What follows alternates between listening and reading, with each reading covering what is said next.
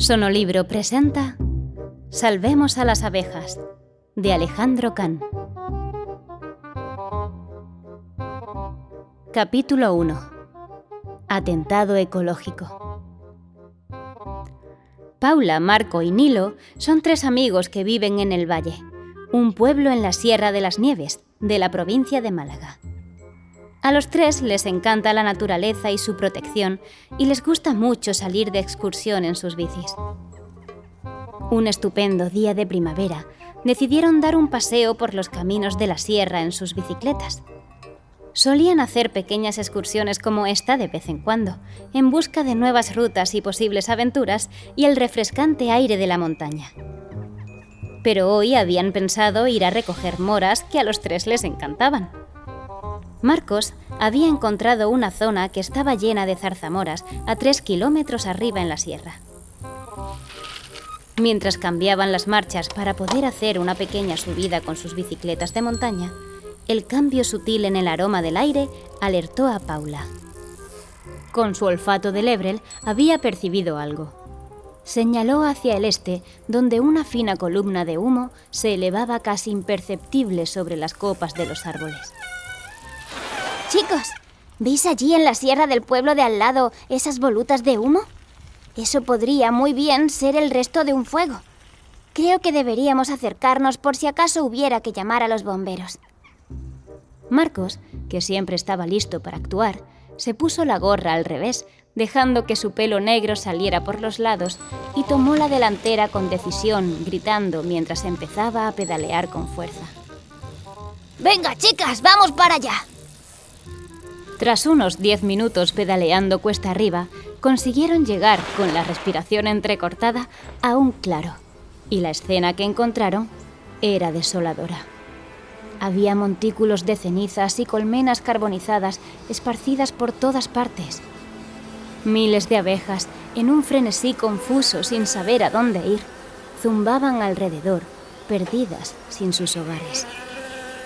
¡Pobres abejas!, dijo Paula, ajustándose las gafas por delante de sus bonitos ojos amielados. Paula era tan ecologista y amante de los animales que quizás era un poco extremista, ya que no era capaz de matar un mosquito que le estuviera picando. ¿Quién demonios habrá podido hacer una barbaridad así? ¿A quién llamas, Nilo?, preguntó Marcos cuando la vio concentrada tecleando en el móvil. A los bomberos, para que vengan y se aseguren de que una chispa de las colmenas ardiendo no pueda saltar al bosque y hacer un desastre. Hace mucho que no llueve y una chispa puede crear un drama terrible en la sierra. No había terminado de decirlo cuando se oyó el esfuerzo de un todoterreno subiendo la cuesta antes de llegar al claro. Unos segundos después, apareció un vehículo de guarda forestal, del que bajó un agente con su uniforme color caqui, con la camisa abierta y cara de pocos amigos. ¿Se puede saber qué es lo que habéis hecho, chicos? No, nosotros no hemos hecho nada. Gritaron los tres a la vez. Sin hacerles caso, el forestal dio un par de vistazos a las cenizas ardientes y marcó un número que tenía pregrabado en el móvil. Tras una pequeña conversación de la que no oyeron nada, les dijo: «Soltad las bicicletas y sentaros ahí hasta que llegue la policía». Los tres obedecieron. Los ojos azules de Nilo miraron con una ligera sonrisa a Paula y enseguida se entendieron, porque su primo Gonzalo era policía municipal en el pueblo. Quien llegó primero no fue la policía, sino un hombre mayor con una moto antigua que paró junto a las colmenas. Se bajó, dejando que la moto cayera al suelo, y se echó las manos a la cabeza diciendo: ¡Por todos los santos! ¿Quién le ha hecho esto a mis colmenas? ¿Por qué? Al hombre le faltaba poco para echarse a llorar. Se volvió hacia donde estaban los chicos y se acercó a ellos con el ceño fruncido. Y con un gesto de su mano un tanto amenazador, les preguntó: «Vosotros no habréis tenido nada que ver con esto, ¿no?» Nosotros acabamos de llegar porque vimos el humo y nos preocupó, dijo Nilo. No hubo tiempo para más explicaciones porque llegó el coche de la policía. Al verlo, a las chicas se les cambió la cara. No se acordaban de que el incendio se había producido en el pueblo de al lado, con lo que la policía que había venido era la del otro municipio. No conocían a la gente que llegó, que era un hombre joven con cara de mal genio, que después de hablar con el forestal, se volvió hacia ellos y les dijo: «Tenéis que venir todos conmigo a la comisaría». Pero... empezó a decir Marcos. «Ni pero ni peras. Subid al coche y dejad aquí las bicicletas. El agente forestal se ha ofrecido a llevarlas al pueblo, pero antes poned las manos en el capó del coche». Los chicos no tuvieron apenas capacidad de reacción y obedecieron. El policía les cacheó y se paró cuando tocó algo en el pantalón de Marcos. «¿Qué es esto?» A Marcos le cambió la cara, porque se acordó en ese momento de que llevaba un encendedor en el bolsillo. Él no fumaba, pero como había comprado el otro día un cartón de tabaco para su padre, le habían regalado un mechero y se lo había metido al bolsillo. Eso iba a traer líos. «Pues ya tenemos aquí lo que habéis utilizado para encender el fuego», dijo el policía satisfecho por su deducción. Le digo que nosotros no hemos encendido nada, dijo Nilo con los brazos en jarra, enfadada. Vimos el humo y nos acercamos hasta aquí por si había que llamar a los bomberos, nada más. Y por si no lo sabe, lo que acaba de hacer es completamente ilegal, porque somos menores. Vale, ya lo explicaréis todo en comisaría, y si os queréis quejar de algo, lo hacéis allí. Los tres estuvieron en silencio durante el trayecto hasta la comisaría de la policía municipal del pueblo de al lado. Cuando llegaron y entraron a la recepción, el policía que los había llevado dijo al que estaba allí de guardia: «Estos 3 chicos estaban al lado de las colmenas que se han quemado. Es muy posible que hayan sido ellos los que lo hayan hecho. Hay que identificarles y ficharles». Los padres de Nilo eran los 2 abogados, y ella estaba más que acostumbrada a escucharlos hablar en términos jurídicos todos los días. De hecho, tenía claro lo que iba a estudiar cuando llegase a la universidad.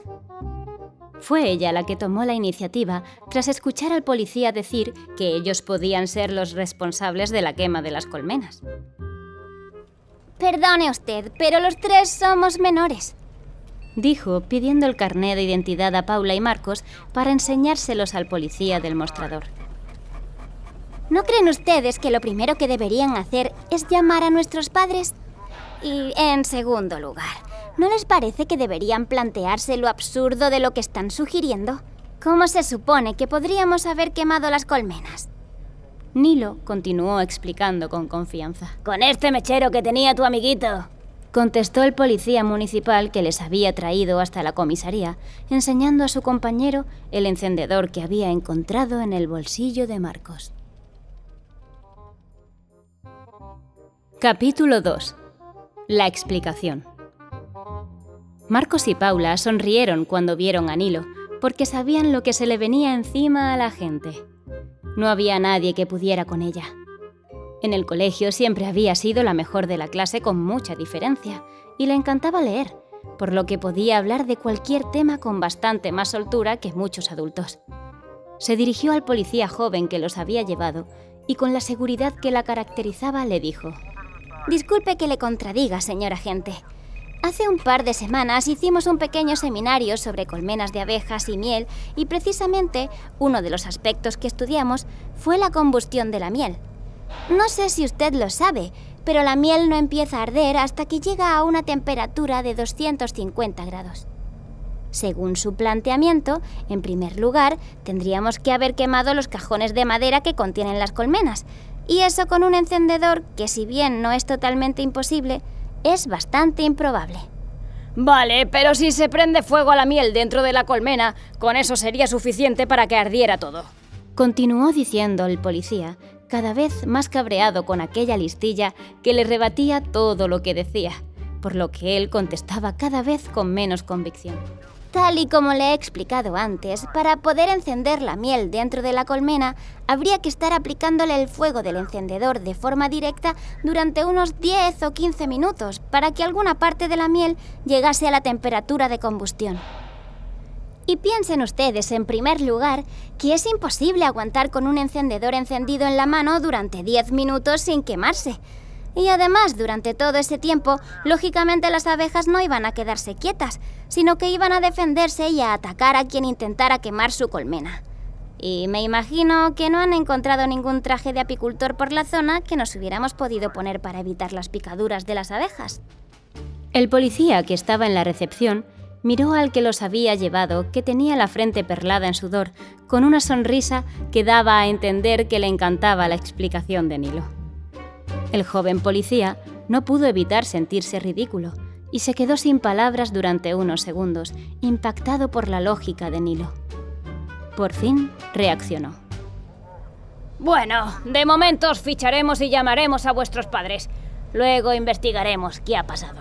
Lo siento, agente, pero tampoco pueden ficharnos, le dijo Nilo, dejándole completamente desarmado. Pues tenemos menos de 14 años. De hecho, tenemos los tres 13 años y no pueden hacerlo. No sería legal, como usted me imagino bien sabe. El policía de la recepción, claramente disfrutando el momento, dijo al policía joven que los había llevado. Agente, lleve a los jóvenes a la sala de espera hasta que lleguen sus padres y consígales un refresco. El policía, ya muy mosqueado, los llevó hasta una sala llena de sillas y les dijo sin siquiera mirarlos a los ojos: Sentaos ahí y esperad.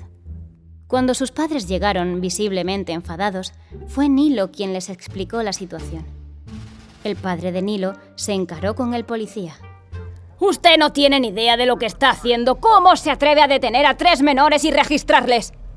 Estamos investigando un incendio, respondió el policía sin saber muy bien dónde meterse.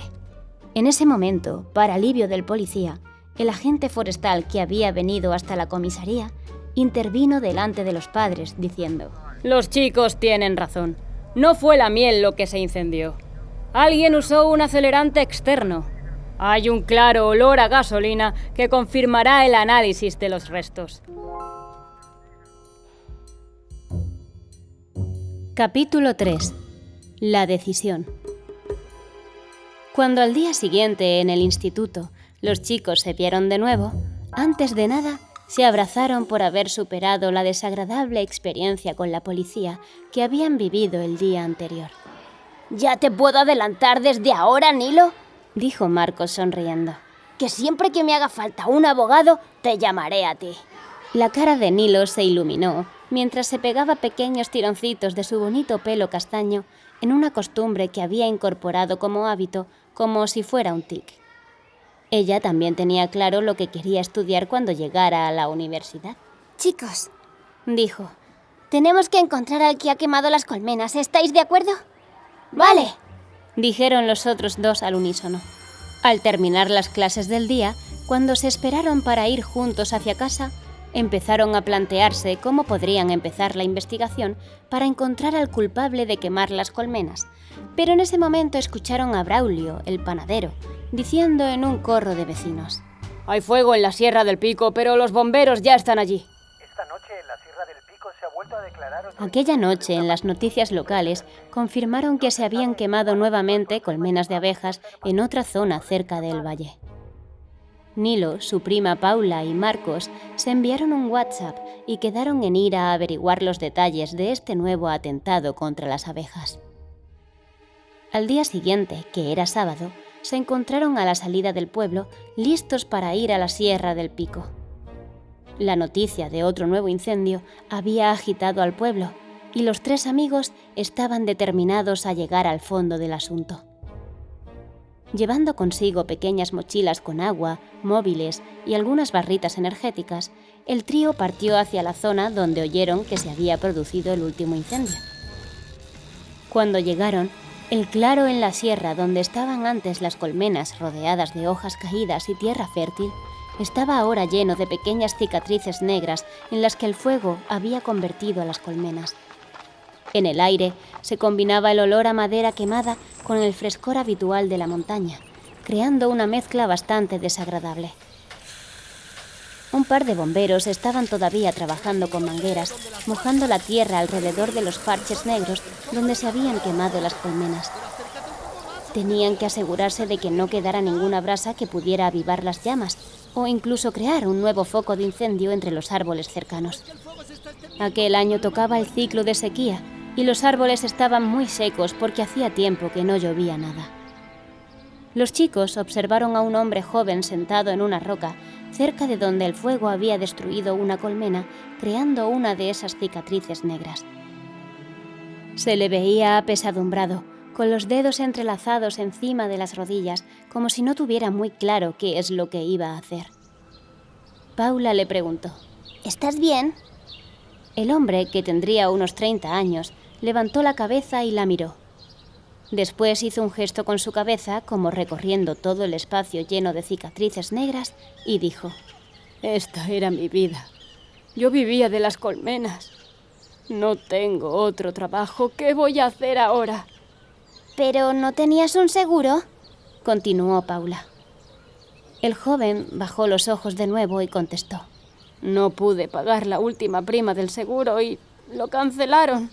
Nilo se acercó a hablar con uno de los bomberos y le preguntó: ¿Cree usted que esto lo ha hecho la misma persona que ha quemado las colmenas del otro día? Esto no ha sido ningún accidente, contestó el bombero. Date cuenta de que apenas han quedado restos de ninguna colmena. Esto lo ha hecho alguien con intención de quemarlas por completo. Si te fijas, no hay más que unos cuantos cientos de abejas despistadas volando por los alrededores. Sí, las pobres se han quedado sin casa. No te preocupes por eso, dijo el bombero sonriendo. Enseguida empezarán a construirse una nueva. Mientras los bomberos terminaban de refrescar toda la zona, Marcos dijo: Para poder empezar a tener una idea de quién podría ser la persona que ha hecho estas barbaridades, aunque sea difícil imaginárselo, tendríamos que empezar a plantearnos cómo actuaría esa persona cuando iba a cometer su atentado ecológico. Imaginaos por un momento que sois esa persona. ¿Llegaríais con vuestro coche hasta aquí? Nilo contestó: Eso no tendría mucho sentido. Lo normal sería que quien fuera dejara el coche o la moto o el vehículo que trajera a una distancia prudencial para que la policía no pudiera encontrar huellas de neumáticos o algo parecido. Vale, dijo Paula. Si estoy entendiendo lo que quiere Marcos, es que nos dividamos y empecemos a buscar sitios en los que hubiera podido dejar el coche o la moto el quemacolmenas, ¿no? Exactamente. Pues entonces nos imaginamos la zona de las colmenas quemadas como el centro de una tarta gigante y la dividimos en 3 secciones. Nos alejamos 100 metros y empezamos a andar viniendo hacia acá, barriendo toda la zona que nos corresponda, hasta ver si encontramos algo, propuso Paula. El que encuentre algo, que grite, dijo Marcos, mientras se marchaba a inspeccionar su zona.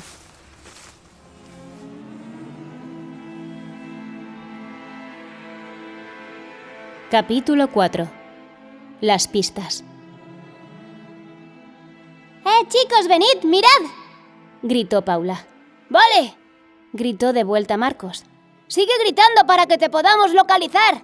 Venid. 5 minutos después, encontraron a Paula, que estaba a un lado del camino, metida entre unos árboles, rodeada de ramas por todas partes. Marcos preguntó: ¿Qué pasa? ¿Qué has encontrado? Nilo se agachó para tocar las ramas que había en el suelo y dijo: ¿No veis el color? Estas ramas están secas, lo que quiere decir que las han cortado y las han colocado aquí para tapar algo. Paula sonrió. Sabía que su prima lo iba a ver nada más llegar.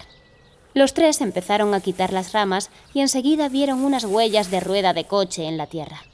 Creo que estas huellas son de un todoterreno pequeño, dijo Marcos mientras se agachaba al lado de un árbol. Mirad, dijo levantándose con algo entre los dedos. ¡Una colilla! ¡Una colilla!, dijeron Nilo y Paula a la vez.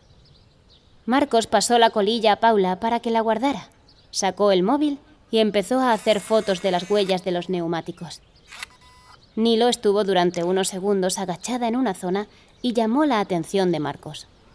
«Mira esta zona», dijo señalando una huella que se veía bastante plana.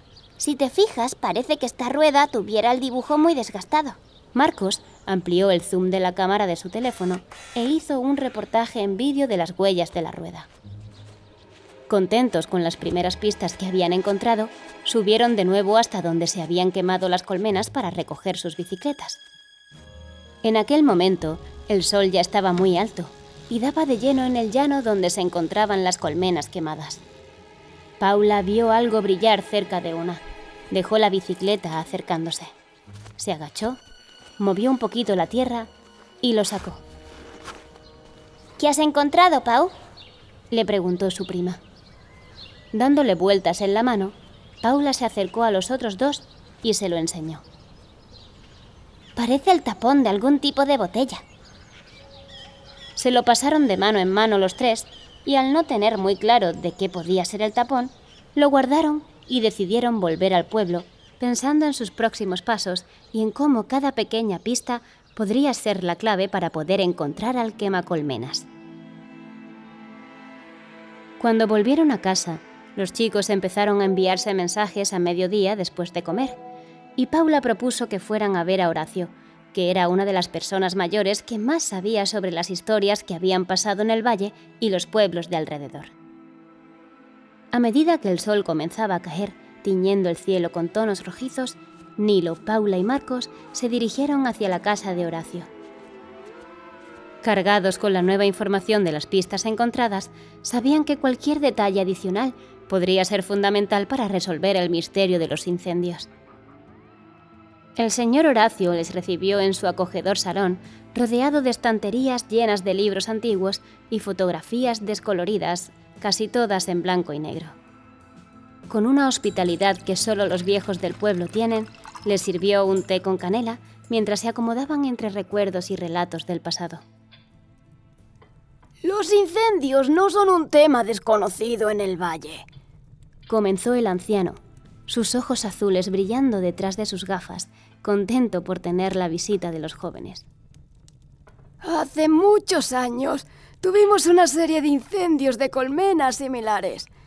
Entonces se dijo que eran disputas y envidias entre apicultores de los pueblos cercanos, pero se acabaron solucionando y no volvió a haber ningún incendio de colmenas. Paula, siempre atenta, siguió preguntando sobre lo que había pasado hacía muchos años, mientras Nilo tomaba notas con el móvil. Marcos, por otro lado, examinaba una de las fotografías en la pared en la que se veía un grupo de personas frente a una gran cantidad de colmenas. ¿Quiénes son los de la foto?, preguntó señalando la imagen. ¡Oh! Esa es una foto de los apicultores del pueblo hace más de 30 años. Eran tiempos en los que la vida era más sencilla. O eso nos gusta pensar. Suspiró el señor Horacio. Con algo más de información por las historias del pasado, los jóvenes se despidieron de Horacio con la promesa de volver si encontraban más pistas. De camino al centro del pueblo, discutieron sus próximos pasos, conscientes de que cada minuto contaba.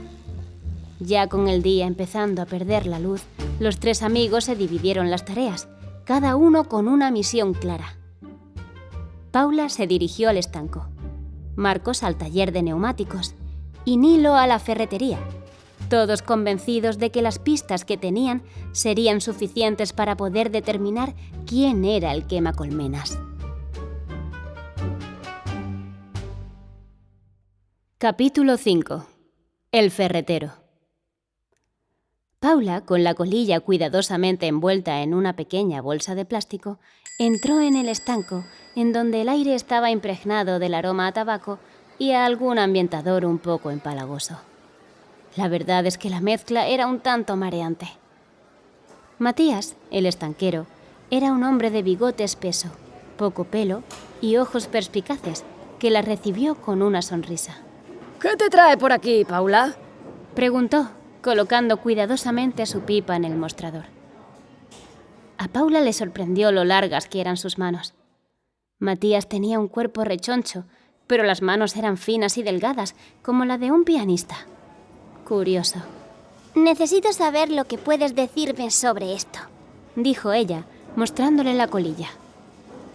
¿Puedes decirme la marca de tabaco de este cigarrillo y quiénes suelen ser los que lo compran? El estanquero tomó una pequeña lupa y examinó la colilla con la meticulosidad de un joyero evaluando un diamante. Tras unos momentos, asintió. Es un tabaco casi artesanal, hecho en la zona. Es bastante popular entre los más viejos del pueblo. A los jóvenes no les gusta este tipo de tabaco. Prefieren el americano, aunque es mucho más caro. Cuando dices los jóvenes, ¿qué tipo de edad dirías que es la barrera entre los que fuman este tabaco y los que no? Casi nadie menor de 40 años fuma este tabaco. Lo compran sobre todo gente entre los 40 y los 50. Los de más de 50 están casi todos dejando de fumar. Marcos, con las fotos y vídeo de las huellas en su móvil, encontró al mecánico limpiando sus manos manchadas de grasa, preparándose para cerrar. El taller era un laberinto de herramientas y neumáticos, un caos por el que solo podría navegar quien lo hubiera desorganizado. Buenas tardes. A ver si me pudieras echar una mano, dijo Marcos, extendiendo su móvil hacia el mecánico. ¿Podrías decirme de qué vehículos son estas huellas? El mecánico tomó el móvil, sus ojos entrecerrados mientras examinaba cada detalle. Son de un todoterreno, pequeño pero robusto. Yo diría que de un Suzuki. Por el dibujo parece ser un modelo antiguo. En el pueblo no creo que haya más de 2 o 3 de este modelo, te lo aseguro. Nilo entró en la ferretería con el tapón en su bolsillo. El lugar olía a madera y metal, un aroma que siempre le había gustado. Tomás, el ferretero, era conocido por su habilidad para solucionar cualquier problema doméstico. La saludó con una sonrisa. Hola, Nilo, ¿qué te trae por aquí? Esto, dijo ella, mostrando el tapón. Necesito saber a qué tipo de botella pertenece. El ferretero se quedó sorprendido durante un momento, pero enseguida reaccionó. Tomó el tapón, lo giró en sus manos expertas y frunció el ceño. Es un tapón que puede ser de un montón de botellas. No sabría decirte de qué tipo de botella exactamente. Con los resultados que habían obtenido de las pistas, los 3 amigos se reunieron en la plaza del pueblo, sentados en el borde de la fuente bajo el reloj del campanario. Compartieron sus hallazgos, cada uno aportando su punto de vista. Esto se está poniendo interesante, dijo Marcos, su voz cargada de una anticipación palpable. Cada pista nos acerca más al corazón de este misterio. Sí, dijo Nilo. Excepto el tapón, que parece ser tan común que puede ser casi de cualquier botella. Sentado junto a ellos en el borde de la fuente, como a un par de metros, estaba Andrés, que se había quedado mirando a Nilo mientras enseñaba el tapón a Paula y Marcos. Yo sé de qué es ese tapón, dijo Andrés. Los 3 se le quedaron mirando hasta que Marcos le preguntó. Vale, ¿y nos vas a decir de qué es? Sí, es de una lata de gasolina. Es la típica lata de gasolina que utilizamos para la motosierra y la moto azada. Nilo se puso ligeramente pálida, pensando en la posible implicación de lo que acababa de contar Andrés. ¿Sabéis lo que esto significa?, preguntó Marcos. Creo que sí, pero no podemos acusar a nadie sin pruebas. Pues empecemos a buscarlas.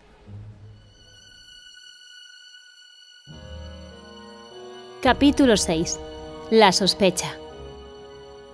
Aquella noche Nilo se conectó a Internet y estuvo haciendo una búsqueda que le llevó bastante tiempo, pero por fin encontró la noticia que buscaba. Después se conectó a la hemeroteca provincial para intentar confirmar sus sospechas en alguno de los periódicos antiguos de los pueblos alrededor del valle. Tras unas cuantas horas, ya entrada la noche, en el silencio de su casa vio una foto que hizo que se le pusieran los pelos de punta. Sin duda era él. Marcos, por su lado, con la ayuda del muchacho del taller, consiguió averiguar quiénes eran los propietarios de los 3 Suzukis que habían en el pueblo.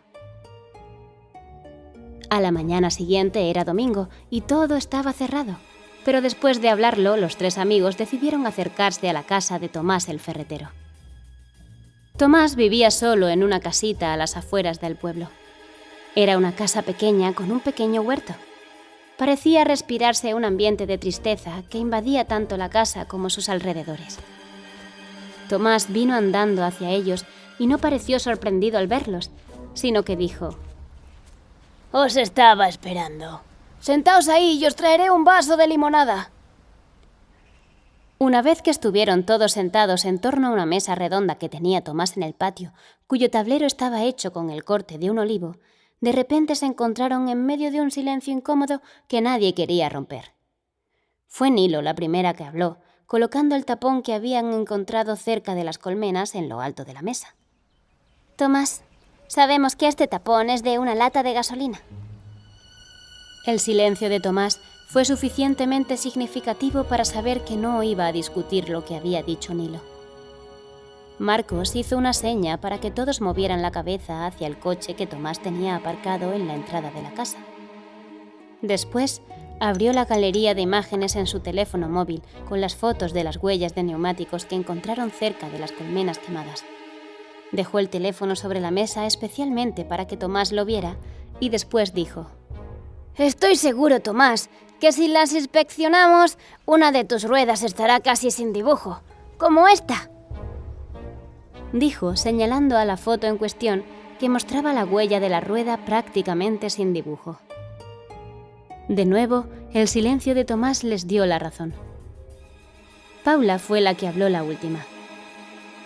Al ver que el cenicero que tenía Tomás en la mesa colocado tenía una colilla igual que la que habían encontrado cerca de las colmenas calcinadas, sacó la bolsita en la que la tenía y la puso encima de la mesa, diciendo: Sabemos que has sido tú, Tomás.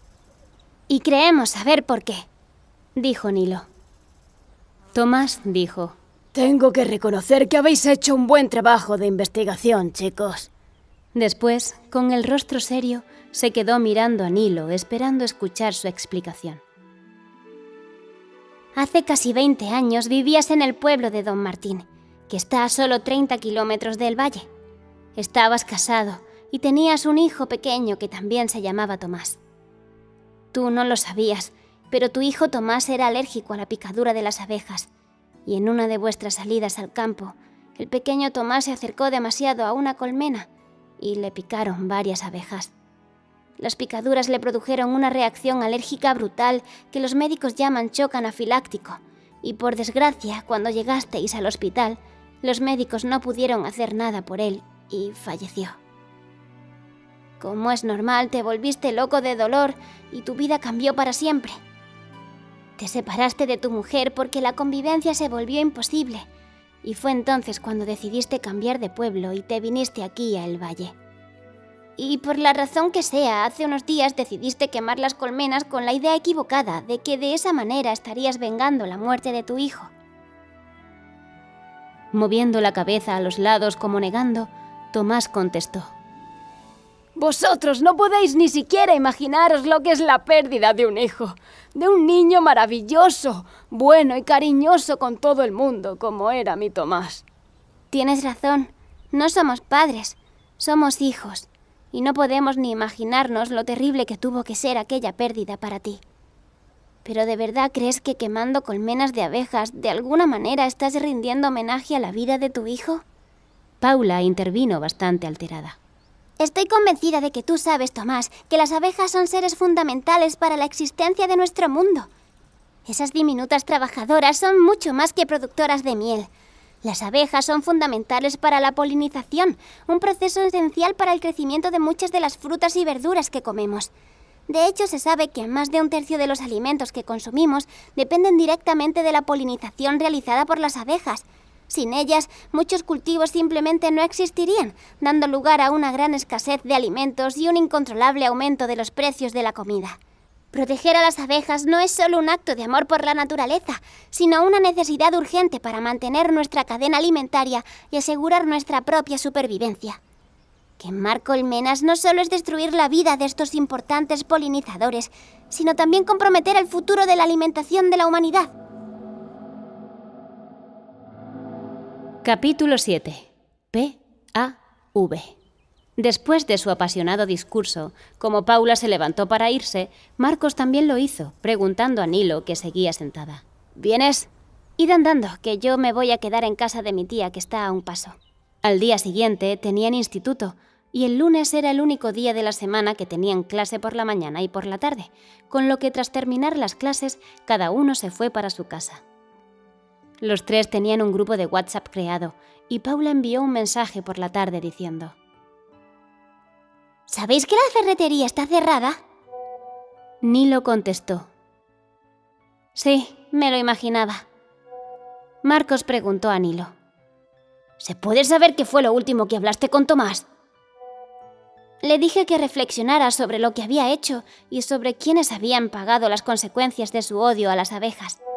si realmente creía que se merecían haber sufrido el daño que su odio había causado. Tomás me pidió que le dejara unos días antes de entregarse a la policía. Pero, dijo Paula, ¿y si ahora se escapa? Estoy segura de que no, contestó Nilo muy convencida. Pasaron varios días hasta que Nilo informó en el grupo de WhatsApp. He recibido un mensaje de Tomás en el que me dice que esperemos por favor 3 días más y entonces él mismo se entregará a la policía. Pasaron 3 días y cuando los chicos se reunían para ir a la comisaría de policía a denunciar a Tomás, escucharon un alboroto en la plaza. Se acercaron y Marcos preguntó a uno de los que estaban en un corro discutiendo animadamente. ¿Qué pasa? Que han aparecido de repente colmenas nuevas en los 2 sitios donde se quemaron hace unos días y nadie sabe quién las ha puesto. Los chicos sonrieron ante la noticia y dijeron: Venga, subamos con las bicis. En el primer lugar donde se habían quemado las colmenas, había un grupo de más de 50 colmenas nuevas perfectamente alineadas. Y allí estaba el hombre mayor que se encontraron llorando cuando las destruyeron, feliz y contento con sus colmenas, diciendo: ¡Esto ha sido un milagro! Nilo preguntó al hombre: ¿Querría usted denunciar a la persona que quemó las colmenas si supiera quién era? El hombre reflexionó solamente un par de segundos y contestó: No, está claro que se ha dado cuenta de su error y lo ha arreglado. De nuevo en bici, llegaron al segundo punto donde se quemaron colmenas y se encontraron al hombre joven que vivía exclusivamente de las colmenas, súper feliz y contento, diciendo: ¡Ahora tengo 50 colmenas más que antes! ¡Ahora sí podré comprar un coche! Tampoco tenía ningún interés en denunciar a quien hubiera quemado las colmenas. Mientras bajaban de vuelta al pueblo, Nilo recibió un mensaje de móvil y dijo a los otros: Vamos a casa de Tomás. Cuando llegaron, lo primero que vieron que les dejó boquiabiertos fue que el huerto había desaparecido. En su lugar había 4 o 5 líneas de colmenas. Tomás, que estaba en la entrada de la casa con una sonrisa, les hizo una seña para que se acercaran hasta la mesa donde estaba sentado con una jarra de limonada y varios vasos. Nilo le sonrió cuando se sentaron y le dijo: Ya hemos visto que has reparado el daño que hiciste y los perjudicados nos han dicho que no quieren denunciarte. Y si ellos no tienen ningún interés en hacerlo, que fueron quienes lo sufrieron, nosotros tampoco lo haremos, ¿verdad, chicos? Marcos asintió con la cabeza y Paula tardó unos segundos más en hacerlo. Quiero enseñaros algo, dijo Tomás. Y puso encima de la mesa 4 tarjetas plastificadas con el anagrama PAF y los nombres de cada uno de ellos. ¿Qué es esto?, preguntó Paula. Sois los primeros socios de la protectora de las abejas del valle. Fin. Habéis escuchado Salvemos a las abejas, de Alejandro Can. Una producción de Sonolibro.